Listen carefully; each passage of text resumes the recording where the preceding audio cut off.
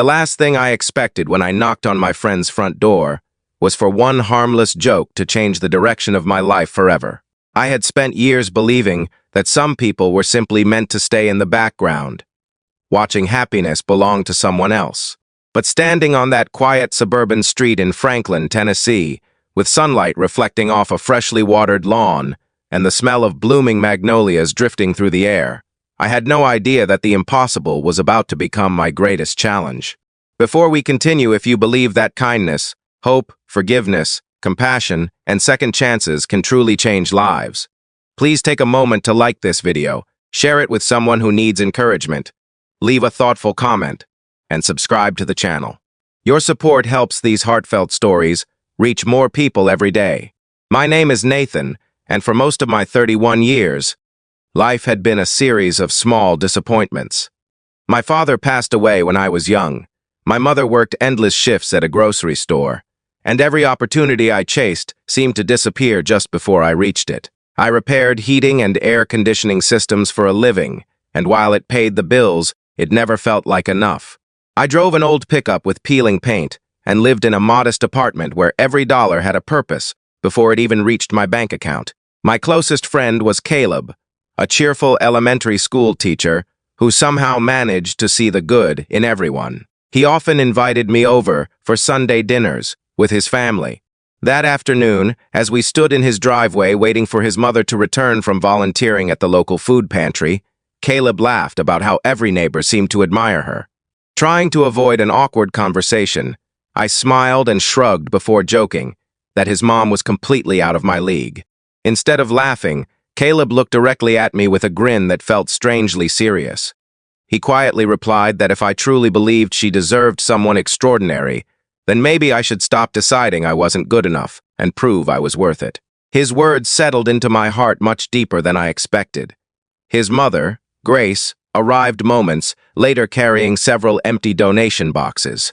She wasn't impressive because of expensive clothes or perfect makeup. She stood out because she noticed everyone. She thanked the teenager collecting shopping carts, greeted the elderly couple walking their dog, and smiled at me as though we'd been friends for years. Her kindness wasn't something she turned on for appearances. It was simply who she was. Over the following months, I found excuses to help Caleb around the house whenever something needed fixing. Eventually, Grace began asking if I would volunteer alongside her on Saturday mornings at the pantry. I wasn't trying to impress anyone anymore. I genuinely enjoyed helping families carry groceries, repairing broken shelves, and listening to stories from people whose struggles reminded me of my own childhood. The more time I spent around Grace, the more I realized she wasn't looking for someone wealthy or successful. She admired people who kept showing up, especially when nobody was watching. She remembered everyone's birthdays, baked extra meals for lonely neighbors, and somehow made every person feel like they mattered. Still, doubt followed me everywhere. Whenever I looked at her beautiful home, her successful career as a nurse administrator, and the respect everyone had for her, I convinced myself that friendship was the most I could ever hope for. Every time those thoughts appeared, Caleb's challenge echoed in my mind. Prove you're worth it. One winter evening, an ice storm swept across town and left dozens of elderly residents without heat.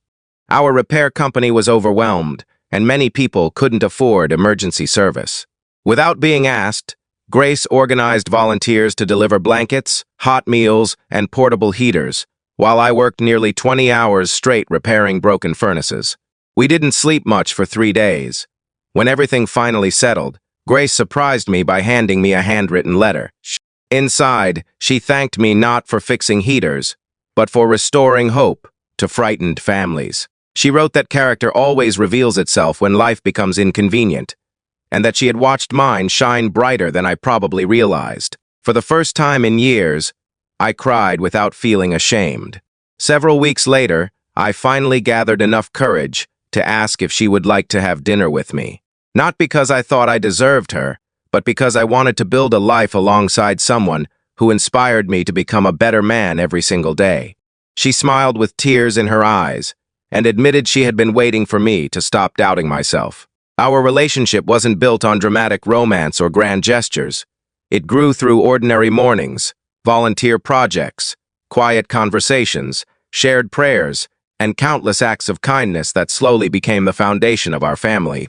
2 years later, Caleb stood beside me as my best man, while I promised Grace that I would never stop earning the trust she had placed in me.